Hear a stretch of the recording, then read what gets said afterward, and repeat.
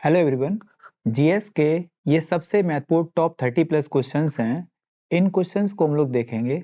इन questions में आप सभी को ये चीज़ देखनी है कि इसके साथ में जो मैं डिस्कशन करूँगा उसको आपको कहीं नोट डाउन कर लेना है। इस जो मैं इस चैनल पे जो वीडियो बना रहा हूँ, इस चैनल पे जितना भी कंटेंट पड़ा हुआ है उतना आपके किसी भी एग्ज़ाम के लिए सफिशिएंट है।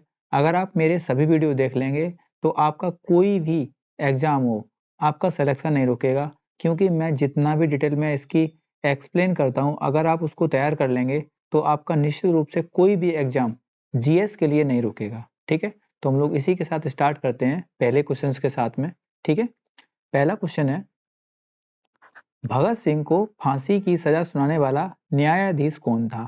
अब ये समझ लीजिए कि ये पीसीएस का पूछा हुआ क्वेश्चन है और इसके साथ में मैं जितने भी जनरल फैक्ट हैं जो इससे बन सकते हैं, मैं उन सभी को डिस्कस कर लूंगा। ठीक है? जैसे जीसी हिल्टन जो जज थे, इन्होंने इसको फांसी की सजा सुनाई थी भगत सिंह, राजगुरु और सुखदेव को। ठीक है? तो आप ध्यान रखेंगे सजा सुनाई कब थी? तो ये सजा सुनाई थी 23 मार्च 1931 को। ठीक है?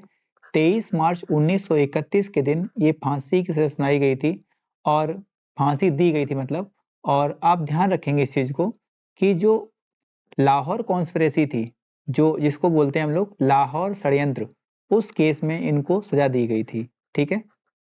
हालांकि अंग्रेजों की ये मनगढ़ंत कहानी बनाई गई थी। ठीक है? पहले इनको जो सजा सुनाई गई थी वो सजा थी आजीवन कारावास की, लेकिन बाद में इन्होंने एक मनगढ़ंत कहानी बनाई अंग्रेजों ने और लाहौर षड्यंत्र केस में इनको क्या किया, फांसी की सजा सुना दी। ठीक है? तो इसके इन जो भगत सिंह थे, शहीद भगत सिंह, इनके साथ में हमारे दो शहीद और थे जिनका नाम था सुखदेव और राजगुरु।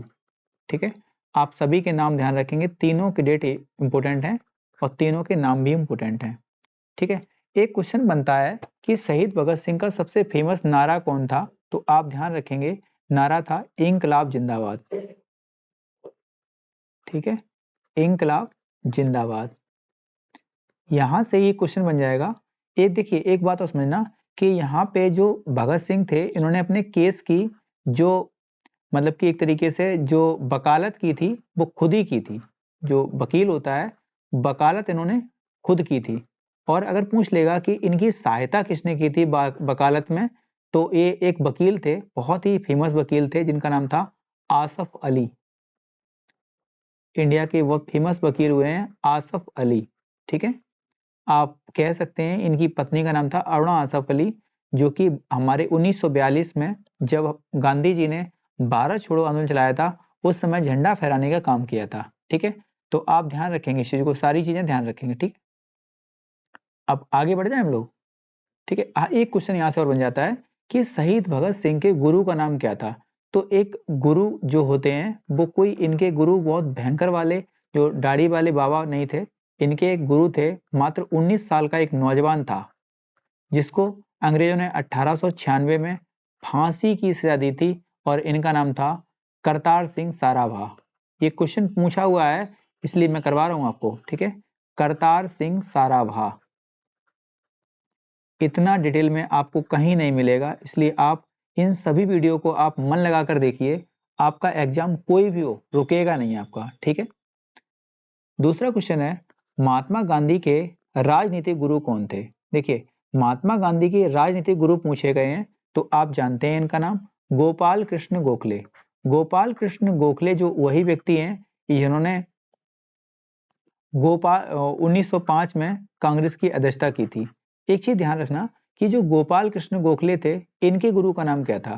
गोपाल कृष्ण गोखले के जो गुरु थे, इनका नाम था महादेव गोविंद रानाडे। इनको शॉर्ट में हम लोग लिखेंगे एम जी रानाडे। ठीक है?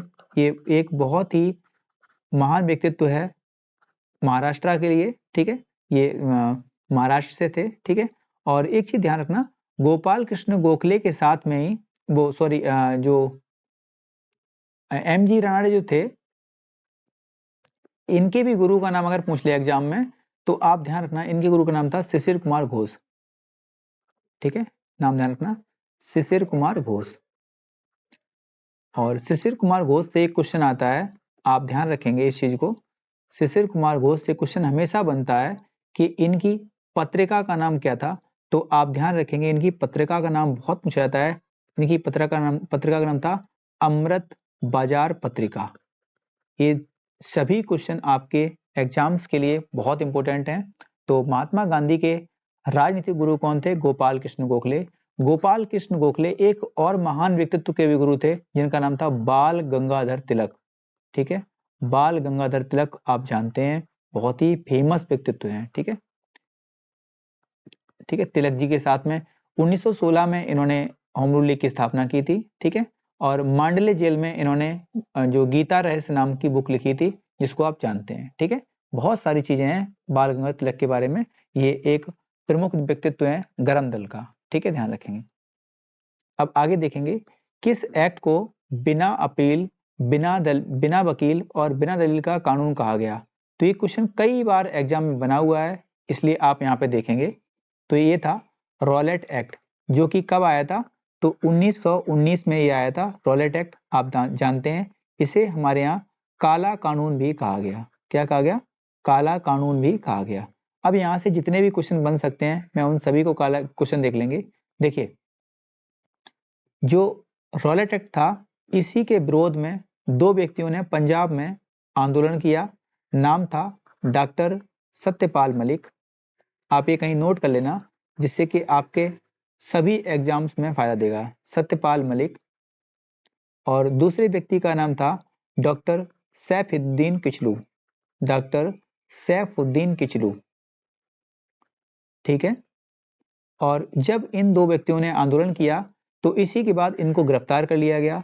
और जब गिरफ्तार कर लिया गया, तो जब इनको गिरफ्तार कर लिया गया, तो गिरफ्तार करने के साथ ही पंजाब के लोगों ने एक जगह थी जलियांवाला बाग। ध्यान रखेंगे, जलियांवाला बाग में क्या किया? एक सभा बुलाई। और एक सभा बुलाई, तो इस सभा में एक गद्दार भी था, जिसका नाम था, आप जानते हैं, हंसराज। नाम क्या था? हंसराज। ठीक है, ये क्या करता है? सूचना देता है किसको? अंग्रेजों को। ठीक है, ये क्या था? एक गद्दार था जिसने सूचना पहुंचाई किसको? अंग्रेजों को। और सूचना पहुंचाई कि यहाँ पे तुम्हारे खिलाफ षड्यंत्र हो रहा है। तो इसी के लिए क्या किया? जो जनरल डायर था, इसने क्या किया? गोली चलवा दी। ठीक है, तो डेट थी 13 अप्रैल 1919 को। 13 अप्रैल 1919 को क्या किया? गोली चलवा दी। कहाँ पे? जलियांवाला बाग में। और इसमें 379 लोग मारे गए। देखिए, ये अंग्रेजी डाटा है और ये किताब में लिखा गया है, वो डाटा है। जबकि यहाँ पे मृत्यु की संख्या बताते हैं कि 1000 से प्लस लोग मारे गए थे। ठीक है, बहुत सारे लोग तो कुएं में कूद गए थे, जो वहाँ पे कुआं है उसमें कूद गए थे, जिससे कि अपनी जान बचा सकें। लेकिन उसमें भी मतलब कि लोग मर गए थे। ठीक है, सारे लोग मर गए थे। तो आप समझ सकते हैं इस चीज को कि ये बहुत ही नृशंस हत्याकांड था। ठीक है, एक क्वेश्चन यहाँ से और बनता है। देखिए, जब ये जलियांवाला बाग हत्याकांड हुआ तो उस दिन डेट क्या थी? तो 13 अप्रैल 1919, और दिन था बैसाखी का। ये क्वेश्चन भी पूछा गया है। ठीक है, बैसाखी का दिन था। ठीक है, ध्यान रखेंगे। अब एक क्वेश्चन यहाँ से और बनेगा कि जलियांवाला बाग हत्याकांड हो गया, तो इसके बाद गांधी जी ने क्या किया? तो 1920 में गांधी जी ने एक आंदोलन स्टार्ट किया नया सिरे पे, जिसका नाम था असहयोग आंदोलन। ठीक है, आप ध्यान रखेंगे, इस क्वेश्चन को कई बार ये भी पूछा गया है। ठीक है, गांधी जी ने 1920 में इस समय एक आंदोलन स्टार्ट किया जिसका नाम था असहयोग आंदोलन। ठीक है, ये किसने स्टार्ट किया? गांधी जी ने। और इसी आंदोलन के तहत ही आप ध्यान रखेंगे, 3 व्यक्तियों ने, एक तो गांधी जी ने खुद ही इसी के तहत एक उपाधि थी इनको जो मिली थी, कैसर ए हिंद की उपाधि। ठीक है, कौन सी उपाधि? कैसर ए हिंद की उपाधि त्याग दी। ठीक है, और इनके साथ में 2 व्यक्ति और थे। एक व्यक्ति थे हमारे पोएट थे रविंद्रनाथ टैगोर जी। ठीक है, रविंद्रनाथ टैगोर जी, इन्होंने क्या किया? गुरुदेव इनको उपाधि दी गई थी, और इन्होंने क्या किया? नाइटहुड की उपाधि,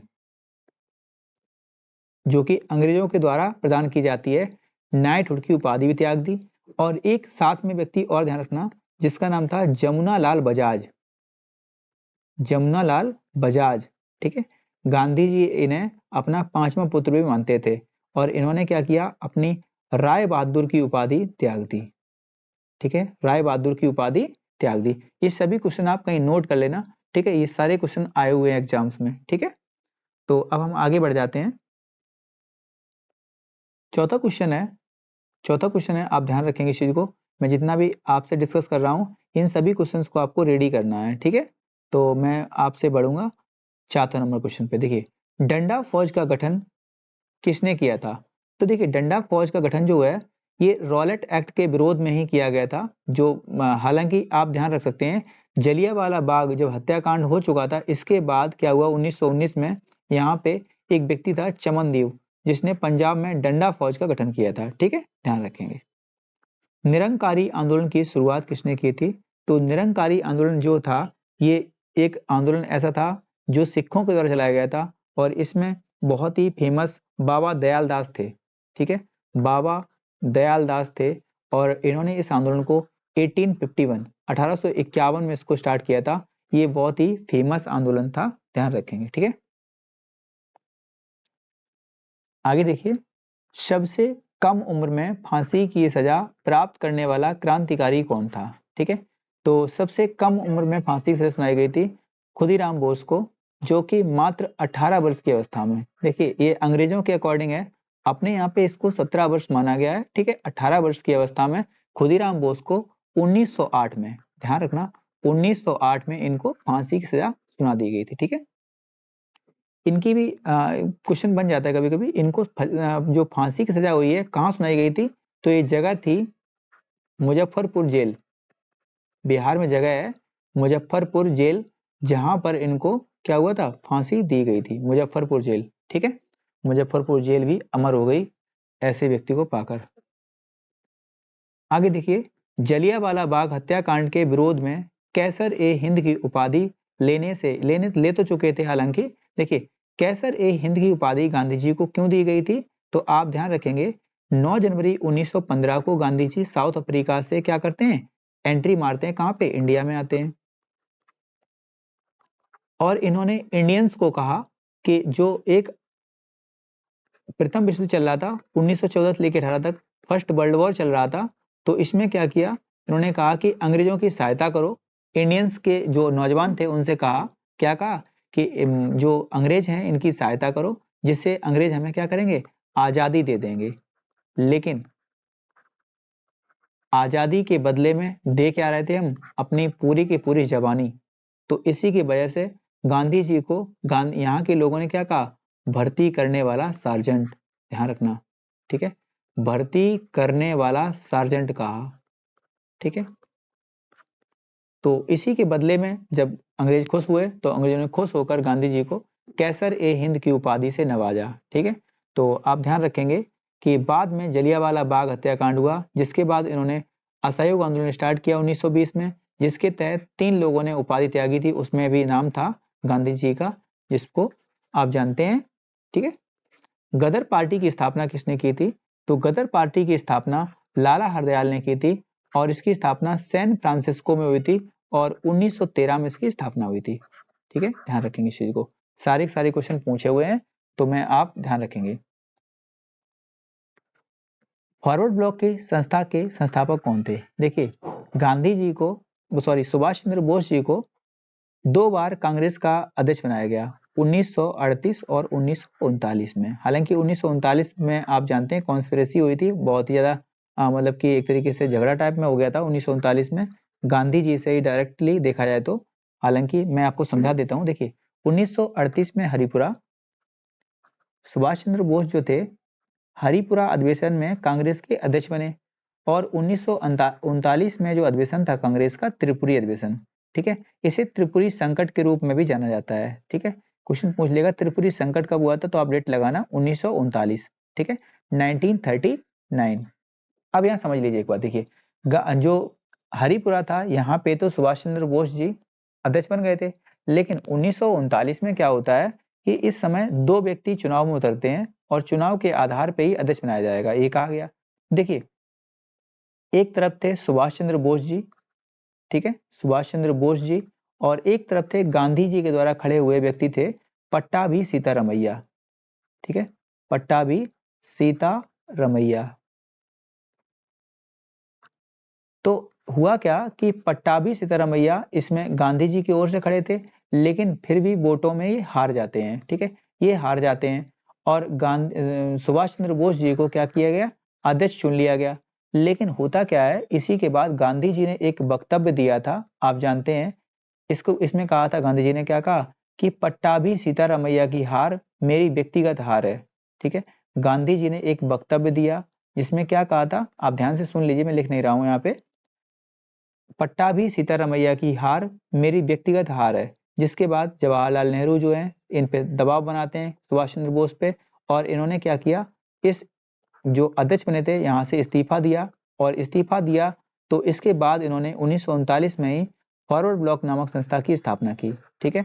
और आपको पता है इसके बाद इन्होंने एक हिट स्पीच दी थी, मतलब कि हिट स्पीच क्या, अपने लिए तो एक तरीके से आज़ादी की लड़ाई लड़ रहे थे, तो इन्होंने जो स्पीच दी, इसी के बाद इन्होंने सुभाष चंद्र बोस जी को गिरफ्तारी की मांग चलाई गई और उन्होंने बेस बदल के अफगानिस्तान गए, वहां से आप पता है जर्मनी पहुंचे, ठीक है, हिटलर से मिलते हैं, वहां से एक संस्था की गठन करते हैं।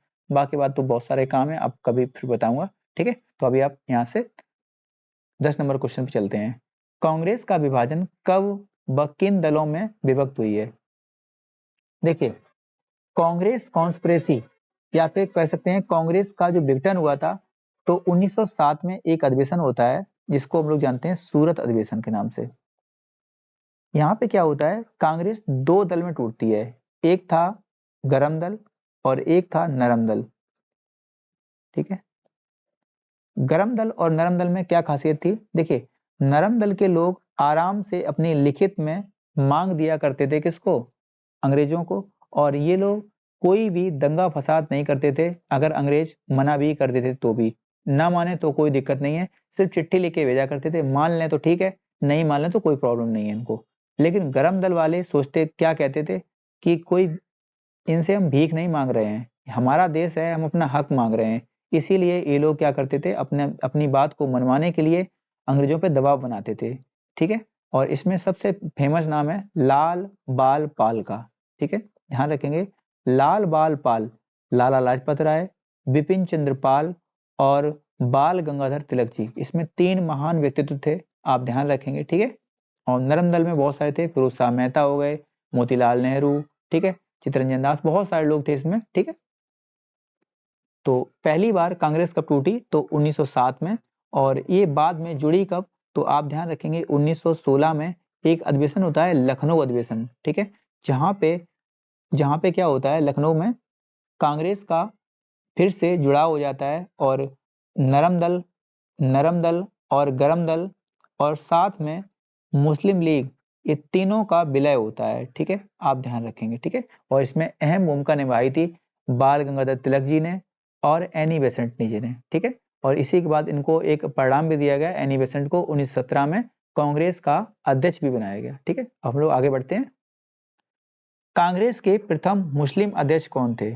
कांग्रेस के प्रथम मुस्लिम अध्यक्ष पूछेंगे तो मैंने कई बार आपको कांग्रेस का पूरा पूरा टॉपिक कंप्लीट करवाया है वीडियोस में, ठीक है, आप उस वीडियो को आप देख सकते हैं कहीं भी जाके, ठीक है, मेरे वीडियो सारे देख लीजिए आप लोग, आपको बहुत बेनिफिट मिलेगा, ठीक है। मैं मानता हूँ मेरी स्पीड थोड़ी फास्ट रहती है, पर आपके लिए बेनिफिशियल है, और लोगों की तरह मैं ऐड नहीं चला सकता हूँ बहुत देर तक, ठीक है, मैं एक क्वेश्चन को मैं कई बार बताता रहूँ, आराम आराम समझाता रहूँ, क्वेश्चन आगे पीछे ये नहीं करवा पाऊंगा। आपको मेरी वीडियोस में पूरा कंटेंट मिलेगा और प्योर कंटेंट मिलेगा, ठीक है। अगर आपको एग्जाम क्वालिफाई करना तो इसी तरीके से पढ़ना पड़ेगा, ठीक है। तो आप आगे बढ़ेंगे। कांग्रेस के प्रथम मुस्लिम अध्यक्ष कौन थे? देखिए, सबसे पहले कांग्रेस को समझिए, आप सुनिए बस, मैं लिखवाऊंगा नहीं कुछ भी। इसकी स्थापना होती है 28 दिसंबर 1885 को, ठीक है, और इसकी स्थापना करने का श्रेय जाता है किसको? एलन ऑक्टेवियन ह्यूम, जो कि एक स्कॉटिश असैन्य अधिकारी थे, ठीक है। और आप जानते हैं इस चीज को, जो कांग्रेस बर्ड है ये दादा भाई नौरोजी ने दिया था, ठीक है, ध्यान रखेंगे। इसकी स्थापना 1885 में होती है, और 1885 में ही कांग्रेस का पहला अधिवेशन होता है। आप इन अधिवेशन की ट्रिक है, आप जान सकते हैं, हमने आपको कई बार बताया है, इसको याद करने के लिए आप ट्रिक है बकमई, ठीक है। पहला वाला मुंबई में हुआ था, और 1886 वाला कलकत्ता में हुआ था, ठीक है, और 1887 वाला हुआ था मद्रास में, ठीक है, कहाँ हुआ था? मद्रास में। और 1888 वाला हुआ था कहाँ पे? तो ये हुआ था इलाहाबाद में। एक बार फिर से देखिए, बक मई, ठीक, बा से बम्बई, का से कलकत्ता, मा से मद्रास और ई से इलाहाबाद, ठीक है। तो पहले वाले अधिवेशन में अध्यक्षता की थी WC बनर्जी ने। दूसरे वाले कलकत्ता अधिवेशन में अध्यक्षता की थी दादा भाई नौरोजी ने, ठीक है। दादा भाई नौरोजी, इन्हें हम लोग वयोवृद्ध नेता, ठीक है, के नाम से जानते हैं, और इन्हीं को नाम जानते हैं हम लोग the grand old man of India, ठीक है। और ये पहले पारसी व्यक्ति थे जो कि कांग्रेस के अध्यक्ष बने थे। ये पहले हिंदू थे, ये पारसी थे, और इसमें जो मद्रास अधिवेशन हुआ था इसमें थे बदरुद्दीन तैयब जी, ठीक है, बदरुद्दीन तैयब जी। और यही व्यक्ति थे जो कि कांग्रेस के पहले मुस्लिम अध्यक्ष बने थे 1887 में। यही क्वेश्चन आपसे पूछा गया था, ठीक है। आप ध्यान रखेंगे कि पहला अंग्रेज बना था 1888 में, इसका नाम था जॉर्ज यूले, ठीक है। ये पहला यूरोप लिखा मिले, क्वेश्चन मिलेगा आपको, पहला यूरोपीय व्यक्ति कौन था जो कांग्रेस का अध्यक्ष बना, तो जॉर्ज यूले। और अगर मिले व्यक्ति कि पहला अंग्रेज कौन था, तो भी जॉर्ज यूले का नाम आप लोग लगा सकते हैं, ठीक है। आगे देखिए, मराठा साम्राज्य के संस्थापक कौन थे। देखिए, मराठा साम्राज्य की देखिए स्टार्टिंग तो बहुत पहले हुई थी, लेकिन मराठे साम्राज्य में जो इसके संस्थापक थे शिवाजी महाराज, ठीक है। छत्रपति शिवाजी महाराज का जो जन्म हुआ है ये तो 1630 में हुआ है, 19 फरवरी 1630 में हुआ है, ठीक है। और ये माना जाता है कि इनका जन्म शिवनेरी दुर्ग में हुआ था, ठीक है। कहाँ पे हुआ था, शिवनेरी दुर्ग में हुआ था। अभी जैसे एक एग्जाम चल रहा है GD का एग्जाम, GD की एक शिफ्ट में पूछा गया है कि शिवाजी महाराज का जो जन्म हुआ है किस दुर्ग में हुआ था, तो दुर्ग था शिवनेरी दुर्ग, ठीक है। ऐसे क्वेश्चन आते रहते हैं, मैं जितना भी डिटेल में समझाता हूँ आपको बेनिफिट है, ठीक है, आप ध्यान से समझते जाना, ठीक है। एक और बात देखिए, अब 1630 के बाद मात्र 1648 में ही इन्होंने एक जगह के ये जागीरदार बन जाते हैं, ठीक है, पुणे के। लेकिन इन्होंने इसके बाद हमला करना भी स्टार्ट किया, जीतना भी स्टार्ट किया, अंग्रेजों को परेशान मुसलमानों को जो कह सकते हैं मुगलों को परेशान भी किया।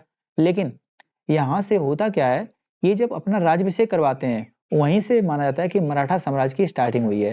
तो ये राज्याभिषेक कब करवाते हैं, तो ये डेट थी 1674। आप ध्यान रखेंगे इस चीज को, 1674 में ही शिवाजी महाराज ने एक जिनको बोल सकते हैं एक ब्राह्मण थे जिनका नाम था बनारस के पंडित थे जिनको बोलते हैं पंडित गंगा भट्ट, ठीक है, पंडित गंगा भट्ट, जिन्होंने इनका राज्याभिषेक किया था। और ये बनारस के पंडित थे, पंडित गंगा भट्ट जी, उन्होंने राज्याभिषेक किया 1674 में। यहीं से माना जाता है कि मराठा साम्राज्य की स्टार्टिंग होती है, ठीक है। देखिए, मराठा साम्राज्य के अंत का तो आप कुछ नहीं कह सकते हैं, हालांकि देखिए जो मैन माना गया है, जो मैन माना गया है 1818 माना गया है, ये लास्ट था इसका, ठीक है। आप ध्यान रखेंगे इस चीज को, ठीक है। एक चीज और भी है, जैसे 1761 की लड़ाई जो हुई थी, इसी के बाद मराठे साम्राज्य की शक्ति कमजोर हो गई थी, ठीक है। ये पानीपत का थर्ड बैटल था, ठीक है, 1761 में। मराठा एक तरफ थे, एक तरफ मराठा थे, एक तरफ था अहमद शाह अब्दाली, ठीक है, अहमद शाह अब्दाली। और अब्दाली ने ही मराठों की शक्ति को कमजोर कर दिया था, ठीक है। शिवाजी द्वारा लगाए गए दो कर कौन कौन से थे। देखिए, पूरे मराठा साम्राज्य के दो कर बहुत फेमस हैं, एक है चौथ, एक है सरदेशमुखी, ठीक है, एक है चौथ, एक है सरदेशमुखी। चौथ का जो मैन है वो 1/3 से लेके 1/4 तक लेते थे, ठीक है। जितनी भी फसल हो रही है उसका 1/3 से लेके 1/4 तक ये चौथ लिया करते थे। हालांकि कभी कभी 1/10 भी लिया गया है। और सरदेशमुखी वो कर था जो दूसरे राज्यों पर एक सुरक्षा की दृष्टि से लगाया गया कर था। अब देखिए, लंपट मूर्ख किसे कहा जाता था, कौन था, तो जहांदार शाह को लंपट मूर्ख के नाम से जाना गया है, ठीक है। रंगीला बादशाह, अभी हम पूरे हम एक बार मुगल्स देखेंगे अभी एक बार, ठीक है, इसी वीडियो में। रंगीला बादशाह किसे कहा जाता था, तो रंगीला बादशाह के नाम से एक बादशाह जाना गया है जिसे कहा गया मोहम्मद शाह रंगीला। हम लोग जानते हैं मोहम्मद शाह रंगीला, ठीक है। अब इसके बाद हम लोग एक पूरा टॉपिक देख लेते हैं। देखिए, मुगल साम्राज्य के बारे में जितने भी फैक्ट बन सकते हैं जो साम्राज्य से बनते हैं उन सभी को देख लेंगे। जैसे देखिए, मुगल साम्राज्य का सबसे बड़ा, पहली बात तो ध्यान रखेंगे कि तैमूर का एक वंशज था जिसका नाम था बाबर, ठीक है, बाबर, ठीक है। बाबर ने 1526 में 21 अप्रैल 1526 को एक बैटल लड़ा, पानीपत का फर्स्ट युद्ध। कब होता है, 21 अप्रैल 1526 को। और इसी पानीपत के युद्ध में इसने जो इब्राहिम लोदी था इसको हरा दिया और इसके बाद इन्होंने यहाँ पे क्या किया, मुगल एम्पायर की स्थापना की और इसका पूरा नाम था जहीरुद्दीन मोहम्मद बाबर। 1526 से लेके 1530 तक इसका शासन रहता है। इसके बाद गद्दी बैठता है हुमायूं और हुमायूं का कार्यकाल टुकड़ों में है 1530 से लेके 40 तक और 55 से लेके 56 तक, जहाँ पे शेरे मंडल नाम की जो सीढ़ियां थी पुस्तकालय की वहां से गिर के इसकी मृत्यु हो जाती है। फिर उसके बाद इसका बेटा बैठता है अकबर, बैटल ऑफ सरहिंद में जीत जाता है। इसके बाद पानीपत के सेकंड युद्ध में जीत जाता है 1556 में और ये 1605 तक गद्दी पे रहता है। 1605 से लेके 1627 तक गद्दी पे रहता है कौन, जहांगीर, जिसे हम लोग सलीम के नाम से जानेंगे। ठीक है, जहांगीर के नाम से जानते हैं, सलीम इसके बचपन का नाम था। फिर उसके बाद गद्दी बैठता है शाहजहां, जिसको हम लोग खुर्रम के नाम से भी जानते हैं। ठीक है, शाहजहां ये गद्दी बैठने के बाद इसका नाम हुआ। ठीक है, जहांगीर ने हालांकि इसको नाम दिया था। 1627 से लेके 1658 तक रहता है। औरंगजेब का कार्यकाल स्टार्ट होता है 1658 से लेके 1707 तक ही रहता है। ठीक है, इसी के बाद जो मुगल्स थे इनकी शक्ति कमजोर हो गई। ठीक है, इन्हीं को हम लोग लेटर मुगल्स के नाम से जानते हैं। इसमें सबसे पहला था मुअज्जम, जिसको हम लोग बहादुर शाह फर्स्ट के नाम से जानते हैं। ये 1707 से गद्दी बैठता है और 12 तक रहता है। इसका जो ज्यादा समय था ये अपने भाइयों की मतलब कि एक तरीके से हत्या करने में ही टाइम बीत गया, लड़ाई करने में टाइम बीत गया, इसलिए ज्यादा शासन इसने नहीं कर पाया था। एक और बड़ी बात थी, ये 63 वर्ष की अवस्था में गद्दी बैठा, तो सबसे वृद्ध शासक पूछ लेगा कौन था, तो बहादुर शाह फर्स्ट, जिसे हम लोग मुअज्जम के नाम से जानते हैं। इसके बाद गद्दी बैठता है जहांदार शाह। इसी का क्वेश्चन था कि लंपट मूर किसे कहा गया, तो कौन था, जहांदार शाह। ठीक है, जो जहांदार शाह ये गद्दी जब बैठता है तो 1712 से लेके 13 तक मात्र रहता है। ठीक है, दो अली बंधु थे, उन्होंने इसकी हत्या करवा दी और फर्रुख सियर के कहने पर, तो फर्रुख सियर को घृणित कायर के नाम से जाना गया है। ठीक है, क्वेश्चन पूछ लेगा किस शासक को मुगल में घृणित कायर कहा गया है, तो घृणित कायर किसे कहा गया था, तो ये कहा गया था फर्रुख सियर को। ठीक है, क्योंकि इसने अपने सगे भाई की हत्या करवा दी थी दो व्यक्तियों से और ये बाद में गद्दी बैठता है 1713 से लेकर 1719 तक। हालांकि अली बंधु इसकी भी हत्या कर देते हैं। ठीक है, उसके बाद दो गद्दी बैठते हैं भाई रफीउद्दरजात और रफीउद्दौला। ठीक है, दोनों भाइयों की मतलब कि एक तरीके से अकस्मात मृत्यु हो जाती है एक बीमारी से। इसके बाद गद्दी बैठता है शाहजहां सेकंड। ठीक है, उसके बाद आता है मोहम्मद शाह रंगीला, जिसको हम लोग 1719 से लेकर 48 तक देखेंगे। 1719 से लेकर 48 तक रहता है। इसके बाद आता है आलमगीर सेकंड और ये हम लोग जानते हैं अजीजुद्दीन के नाम से। ठीक है, और ये 1758 तक रहता है। ठीक है, और शाह आलम सेकंड, जिसे हम लोग अली गौहर के नाम से जानते हैं, 1759 से लेकर 1806 तक गद्दी पर रहता है। ये लास्ट में अंदर तक हो जाता है, जिसे हम लोग शाह आलम के सेकंड के नाम से जानते हैं। और इसी के समय बैटल ऑफ बक्सर हुआ था, ये भी लड़ने गया था, आपको याद होगा। ठीक है, इसी के साथ में इलाहाबाद की संधि हुई थी, जो आपको याद है इलाहाबाद में हुई थी। ठीक है, अंग्रेजों के साथ में। इसके बाद गद्दी बैठता है अकबर सेकंड, अकबर शाह सेकंड। ठीक है, जिसे हम लोग मिर्जा अकबर के नाम से जानते हैं। 1806 से लेके 1832 तक रहता है और 1832 से लेके बाद में 1858 तक रहता है कौन, बहादुर शाह जफर। ठीक है, यहाँ पे देख लेना अगर डाउट लगे तो। ठीक है, एक बार आगे बढ़ जाते हैं। देखिए, ईरान का नेपोलियन किसे कहा गया, ये क्वेश्चन कई बार बना हुआ है। ईरान का नेपोलियन किसे कहा गया है, तो नादिर शाह को कहा गया है। ठीक है, ईरान का नेपोलियन नादिर शाह को कहा गया है। ठीक है, मुगल दरबार में आने वाला प्रथम अंग्रेज कौन था, तो ये था कैप्टन हॉकिंस, जो कि 1608 में आया था।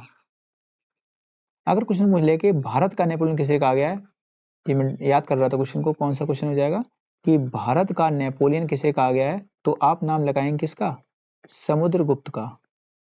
ठीक है, समुद्रगुप्त को। ठीक है, इतिहासकार विंसेंट स्मिथ ने इसे भारत का नेपोलियन कहा है। ठीक है, इतिहासकार विंसेंट स्मिथ, इनका नाम पूरा नाम B.M. स्मिथ भी बोलते हैं इनको।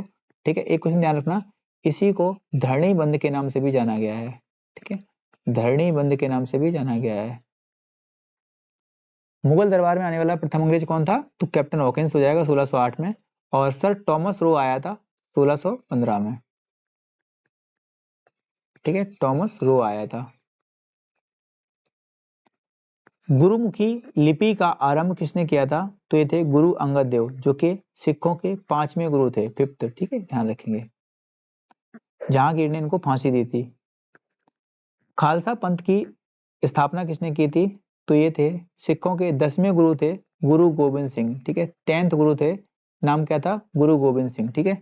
इन्होंने जो मैन था, इन्होंने खालसा पंथ की स्थापना की थी, और इन्होंने जो गुरु ग्रंथ साहिब है, इसी को मतलब कि ये पहली बात तो लास्ट गुरु थे, तो इन्होंने लास्ट में कह दिया था कि अब कोई गुरु नहीं बनेगा, और गुरु ग्रंथ साहिब जो है यही गुरु रहेगा हमेशा के लिए अब, ठीक है। तो ध्यान रखेंगे गुरु ग्रंथ साहिब का जन्म कहाँ हुआ था? तो इनका जन्म कहाँ हुआ था? तो पटना में हुआ था। ये क्वेश्चन भी पूछा गया है। फोर्ट विलियम कॉलेज की स्थापना किसने की थी? तो फोर्ट विलियम कॉलेज की स्थापना की थी किसने? तो ये था बेले जली, ठीक है। फोर्ट विलियम कॉलेज की स्थापना का श्रेय जाता है बेले जली को, और इसकी स्थापना हुई कब थी? तो सन 1800 में इसकी स्थापना हुई थी, ठीक है। और ये है कहाँ? कलकत्ता में। भारत में पहली बार सार्वजनिक निर्माण विभाग की स्थापना किसने की थी? तो ये था डलहौजी, ठीक है। डलहौजी को बहुत सारे अच्छे कामों के लिए जाना जाता है, ठीक है। 1848 से लेकर 56 तक इसका कार्यकाल था, ठीक है। इसको रेल निर्माण का पिता कहा जाता है भारत में, ठीक है। डाक विभाग का पिता कहा जाता है इसको यहाँ पे, ठीक है। और भी बहुत सारे काम किए हैं, लेकिन इसने सबसे गंदा काम जो किया था वो था डॉक्ट्राइन ऑफ लैप्स, ठीक है। डॉक्ट्राइन ऑफ लैप्स में क्या था कि इसे राज्य हड़प नीति, ठीक है, हम लोग राज्य हड़प नीति के नाम से जानते हैं, ठीक है। राज्य हड़प नीति जानते हैं, मतलब जिस किसी राजा का अपना सगा पुत्र नहीं हुआ, उसकी खुद का पुत्र नहीं हुआ, तो उसकी जो संपत्ति है वो मतलब कि अंग्रेजी शासन में आ जाएगी, तो इसी को कहा गया राज्य हड़प नीति। अजमेर में मेयो कॉलेज की स्थापना किसने की थी? तो ये काम किया था लॉर्ड मेयो ने। आप जानते हैं कि इसका जो मेयो का कार्यकाल था, आप ध्यान रखेंगे इसको, 1880 से लेके सॉरी मेयो का कार्यकाल था 1800 से लेके 1800 मेयो का कार्यकाल, एक बार आप कमेंट करके बताना कि मेयो का कार्यकाल कब था। देखिए इसने 1872 में जो स्थापना की थी, आपको याद होगी, पहली बार जनगणना की थी, ठीक है। अभी मेरे को एग्जैक्टली याद नहीं हो रहा है, 73 तक था इसका कार्यकाल, ठीक है। 1870 से लेके 73 तक था शायद कार्यकाल, एक बार आप देख लेना, कंफर्म कर लेना, ठीक है। इसने जो जनसंख्या पहली बार जो जनगणना हुई थी, किसके कार्य में हुई थी? तो इसी के कार्य में स्टार्ट हुई थी 1872 में, ठीक है, मेयो के टाइम में ही। और इसी ने अजमेर में मेयो कॉलेज की स्थापना की थी, ठीक है, ध्यान रखेंगे इस चीज को। आगे देखेंगे हम लोग, भारत के उद्धारक की संज्ञा किसे दी गई? तो भारत के जो उद्धारक हैं उनका नाम है लॉर्ड रिपन। देखिए रिपन को एक उदार वायसराय की संज्ञा दी गई है, ठीक है, उदार वायसराय, ठीक है। क्योंकि रिपन के पहले जो लिटन था जस्ट इसके बहुत ही अपोजिट था, ठीक है। लिटन ने तो प्रेस पे तक प्रतिबंध लगा दिया था, इसलिए जो लॉर्ड रिपन था इसको भारत का उदार वायसराय कहा गया है, ठीक है। आप क्वेश्चन ध्यान रखेंगे यहाँ से कि जो रिपन का कार्यकाल था 1880 से लेके 84 तक था। कब से कब तक था? 1880 से लेके 84 तक था। एक क्वेश्चन यहाँ ध्यान रखना कि इसका रिपन का पूरा नाम पूछा गया था एक बार पीसीएस में, ठीक है, पूछा गया है पीसीएस में क्वेश्चन। ये जो रिपन था इसका पूरा नाम था जॉर्ज फ्रेडरिक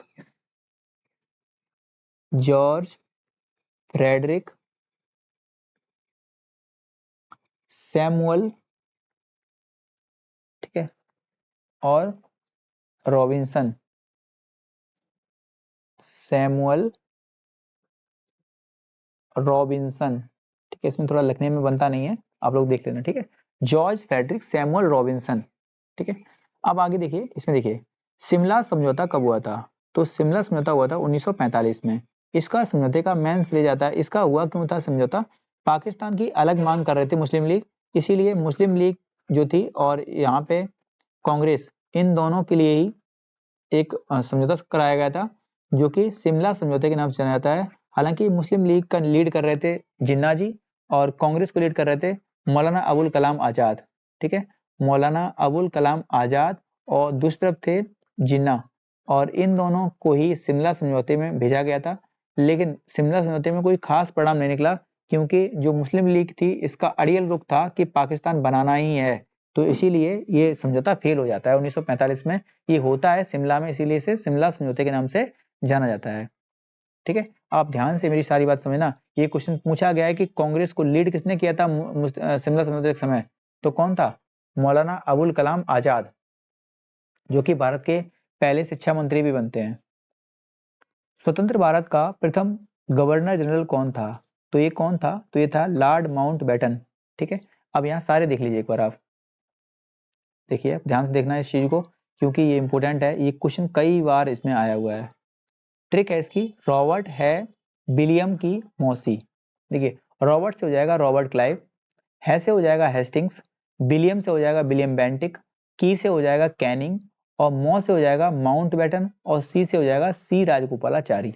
अब देखिए, जो रॉबर्ट क्लाइव है ये बंगाल का प्रथम गवर्नर बनता है। ये कब बनता है?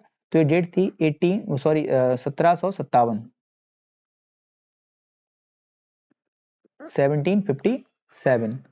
अब क्योंकि आपको पता है इस चीज की बात कि 1757 में ही प्लासी की लड़ाई होती है। 23 जून 1757 को बैटल ऑफ प्लासी होता है। बैटल ऑफ प्लासी के बाद ही बंगाल का पहला गवर्नर बनता है रॉबर्ट क्लाइव। ठीक है, और इसके बाद आप ध्यान रखेंगे हेस्टिंग्स का नाम। तो ये होता क्या है, 1773 में जब अंग्रेजों ने बहुत भयंकर लूटपाट मचाई, तो इसी के बाद क्या हुआ कि एक एक्ट बनाया गया, और जिसके कहा गया रेगुलेटिंग एक्ट। क्या कहा गया? रेगुलेटिंग एक्ट कहा गया। और इसी के तहत ही सबसे पहला बंगाल का गवर्नर जनरल बनता है कौन? बंगाल का बनता है, कौन बनता है? तो वॉरेन हेस्टिंग्स 1773 में। इसके बाद 1833 में लगभग इनका इंडिया पे अधिकार स्टार्ट हो चुका था पूरा पूरा, तो इसीलिए भारत का पहला गवर्नर बनाया किसको? 1833 में विलियम बेंटिक को। ठीक है, विलियम बेंटिक को।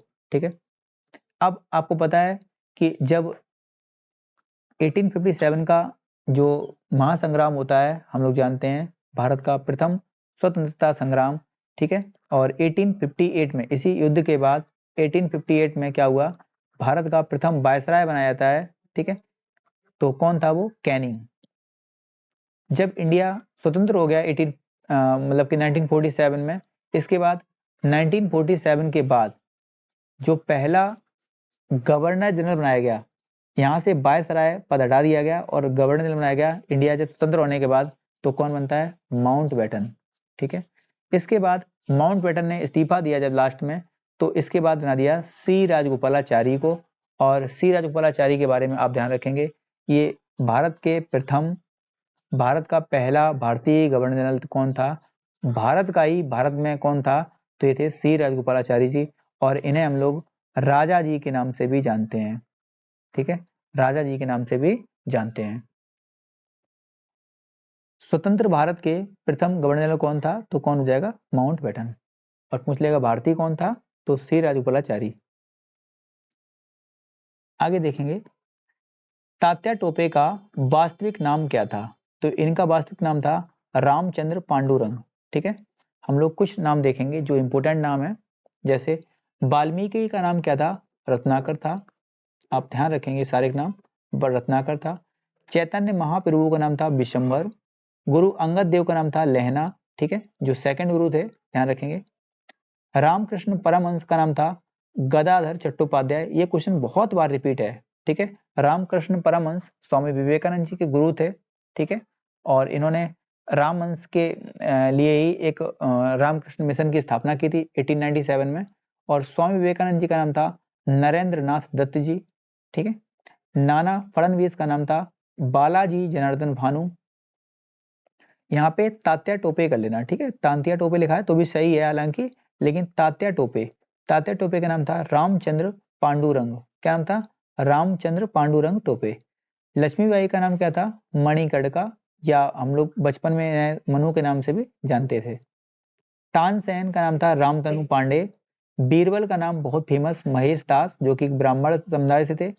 Mother Teresa, Anjeze Gonxhe Bojaxhiu. ठीक है, इन्हें हम लोग एंजेक्सो गोंचे के नाम से भी जानते हैं। ठीक है, एंजेक्सो एंजेक्सो गोंचे, कहीं कहीं लिखा मिलेगा एंजेक्सो गोंचे, ठीक है। और सिस्टर निवेदिता, इन्हें नाम जानते हैं मार्गरेट एलिजाबेथ नोबेल, ठीक है। ये किसकी शिष्या थी? तो ये थी विवेकानंद जी की शिष्या थी। मीरा वैन, इन्हें जानते हैं मेडलिन स्लेड के नाम से, ठीक है, मीरा वैन। और ये शिष्या किसी थी? गांधी जी की। मुंशी प्रेमचंद, धनपत राय, स्वामी अग्निवेश, श्याम बेपाराव, सत्य साईं बाबा, सत्यनारायण राजू, बाबा आमटे का नाम मुरलीधर देवीदास आमटे। मिर्जा गालिब का नाम बहुत फेमस है, मिर्जा असादुल्ला बेग खान। आचार्य विनोबा भावे का नाम क्या था? तो विनायक नरहरि भावे। ये बहुत पूछा गया है, ठीक है। इन्होंने भूदान आंदोलन चलाया था, इसलिए और क्वेश्चन आते हैं, ठीक है। अमीर खुसरो का नाम क्या था? अबुल हसन यामीन उद्दीन खुसरो। फिराक गोरखपुरी का नाम था रघुपति शाह। गुलजार का नाम क्या है? संपूर्ण सिंह कालरा। और गुलजार को कौन सा अवार्ड दिया गया है? तो अभी जानते हैं 58 नंबर का कौन सा दिया गया है? ज्ञानपीठ अवार्ड, ठीक है। और साथ में ही जगत गुरु राम भद्राचार्य जी को भी ये ज्ञानपीठ अवार्ड दिया गया है, हमने आपको कराया है, ठीक है, पूरा टॉपिक कराया है। 58 नंबर का ज्ञानपीठ दिया गया है जगत गुरु श्री राम भद्राचार्य जी को, और साथ में उर्दू के महान कवि गुलजार को, ठीक है। रविशंकर का नाम रोबिंद्रो शंकर चौधरी। मौलाना अबुल कलाम आजाद का नाम मोहिउद्दीन अहमद। और नक्श ल्यालपुरी का नाम क्या है? तो जसवंत राय शर्मा। और बिरजू महाराज का नाम क्या है? ब्रज मोहन मिश्रा। ये क्वेश्चन आता बहुत है एग्जाम में, ठीक है। बाबा रामदेव का क्या है? रामकृष्ण यादव, ठीक है। ये ध्यान रखना, बाबा रामदेव अपने वक्तव्य में एक बार अभी मंच पे बोल गए थे कि मैं यादव नहीं हूँ और मैं ब्राह्मण समुदाय से हूँ। हालांकि जैसा भी हो मुझे नहीं मतलब है, मैंने जो नाम देखा है, सर्च किया है इनके बारे में, तो बाबा रामकृष्ण यादव सही मिला है मुझे, ठीक है। अब हम लोग देखते हैं, फिर से क्वेश्चंस देखते हैं। देखिए आगे देखिए, इंग्लैंड में भारतीय सुधार समिति की स्थापना किसने की थी? तो ये की थी दादा भाई नौरोजी ने, ठीक है। इंग्लैंड की किसी भी सदन के लिए चुने जाने वाले पहले भारतीय कौन थे? तो दादा भाई नौरोजी ही थे, ठीक है। लेबर पार्टी चुनाव जीता था उन्होंने एल्फिंस्टन से। जलियांवाला बाग हत्याकांड में जनरल डायर का सहयोग करने वाले भारतीय का नाम बताइए। तो हमने शुरुआत में ही बताया था आपको, हंसों का राजा हंसराज, ठीक है, जो कि इंडियंस की मुखबिरी किया थी किसने? हंसराज ने, ठीक है। हम तो कहते हैं किसी का नाम हंसराज भी ना रखना, इतना गंदा व्यक्ति था ये, सोचिए कितना बड़ा कांड हुआ था। मेवाड़ में भील आंदोलन का नेतृत्व किसने किया था? तो ये किया था मोतीलाल तेजावत ने, ठीक है। ये बहुत फेमस है मोतीलाल तेजावत, ठीक है। साइमन कमीशन किस नाम से जाना गया? तो व्हाइट मैन कमीशन के लिए। देखिए 1927 को साइमन कमीशन का गठन होता है। अब ये क्यों होता है? क्योंकि आपको पता है 1919 में एक एक्ट आया था जिसे हम लोग जानते हैं किस नाम से? चेम्सफोर्ड सुधार अधिनियम के नाम से, ठीक है। और इसी अधिनियम की जांच करने के लिए एक आयोग भेजा गया जिसे जाना गया साइमन कमीशन, ठीक। साइमन कमीशन ने मतलब कि कुल मिला के जो पहले के जो आए हैं आयोग, उनसे क्या सुधार हुआ है इसकी जांच करने आया था कौन? Simon commission. अब ये अंग्रेज की जांच करेंगे तो क्या निकालेंगे? कुछ नहीं। तो साइमन कमीशन में इसमें 7 लोग भेजे गए और 7 के 7 अंग्रेज, तो इसीलिए हम लोगों ने इसे क्या कहा? व्हाइट कमीशन कहा, ठीक। क्या कहा? व्हाइट मैन कमीशन कहा, ठीक है। और इसका जो हेड था वो था साइमन, तो इसीलिए साइमन कमीशन का नाम दिया गया इसे। अब ये 1927 में गठन होता है और ये इंडिया कब पहुंचता है? तो 3 जून 1928 को इंडिया पहुंचता है। कब पहुंचता है? 3 जून 1928। एक डेट पूछी गई है इसलिए आप कहीं नोट कर लेना। 3 जून 1928 को इंडिया पहुंचता है। और ये इंडिया जब पहुंचता है तो ये कहाँ पहले उतरता है? तो आप जानते हैं जो महाराष्ट्र में गेटवे ऑफ इंडिया बना है, गेटवे ऑफ इंडिया बना है, और यहीं से इनका कुल मिला के इनका जो है विरोध स्टार्ट हो जाता है। और सर्वाधिक विरोध किया था किसने? साइमन कमीशन का सर्वाधिक विरोध किया था लाला लाजपत राय ने, ठीक है, लाला लाजपत राय ने। और आपको पता है कि लाला लाजपत राय की इसी विरोध में ही लाठी से जो प्रहार हुआ था जिससे उनका सर में खून निकल गया था और इनकी मृत्यु हो गई थी। और इसी मृत्यु को बदला लेने के लिए ही तो जो भगत सिंह सुखदेव राजगुरु थे, इन्होंने लाहौर कॉन्स्पिरेसी की थी, ठीक है। मैंने उसकी पहले कहानी सुना दी आपको पूरी, ठीक है। तो इंडिया पहुंचता है कब? 3 जून 1928 को। ये सारे क्वेश्चन आपको आएंगे एग्जाम में। प्रथम गोलमेज सम्मेलन कब हुआ था? देखिए इसमें बहुत सारे क्वेश्चन बनते हैं कि प्रथम गोलमेज सम्मेलन कब हुआ था, द्वितीय कब हुआ, तृतीय कब हुआ था। तो पहला हुआ था 1930 में, दूसरा हुआ 1931 में और तीसरा हुआ था 1932 में। ठीक है, आप ध्यान रखेंगे कि तीनों सम्मेलन में भाग लेने वाला व्यक्ति कौन था, तो वो थे 1930 में पहला, 1931 में दूसरा और 1932 में तीसरा। इन तीनों में भाग लिया था BR अम्बेडकर ने। ठीक है, बाबा साहब भीमराव अम्बेडकर जी ने। ठीक है, हालांकि मैं कुछ गलत नहीं बोलूंगा, पर एक बात बोलूंगा, यहाँ पे अम्बेडकर जी का इंटेंशन सिर्फ दलितों को एक तरीके से सर्वोपरि रखना था, ना कि देश को। ठीक है, तो BR अम्बेडकर ने, और इनके साथ में एक व्यक्ति होते जतिन सप्रू, ध्यान रखेंगे इस चीज को। ठीक है, कोई इनको बताता नहीं है, पर जतिन सप्रू, इनमें 3 व्यक्ति थे जिन्होंने तीनों में भाग लिया था। ठीक है, और इससे 1931 में जो दूसरा हुआ था गोलमेज सम्मेलन, तो इसमें गांधी जी ने भाग लिया था इसमें। ठीक है, कांग्रेस की ओर से गांधी जी ने इसमें भाग लिया था। यहीं पे तो जो विंस्टन चर्चिल था, गांधी जी को कहा था कि, क्या कहा था, अर्धनग्न फकीर कहा था यहाँ पे। ठीक है, और गांधी जी गए किस जहाज से थे, तो SS राजपूताना जहाज था। SS राजपूताना जहाज से क्या हुआ था, गांधी जी सेकंड गोलमेज सम्मेलन जहाज में गए थे। ठीक है, ध्यान रखेंगे, ये क्वेश्चन सारे के सारे पूछे गए हैं। ठीक है, लेकिन गांधी जी को इससे संतुष्टि नहीं हुई थी, इसलिए गांधी जी इसमें बैक हो गए थे। ठीक है, क्योंकि 1932 में एक जो पूना पैक्ट जो हुआ था, आप जानते हैं, इसी के लिए पहले 1931 में ही जो प्रक्रिया थी स्टार्ट कर दी गई थी।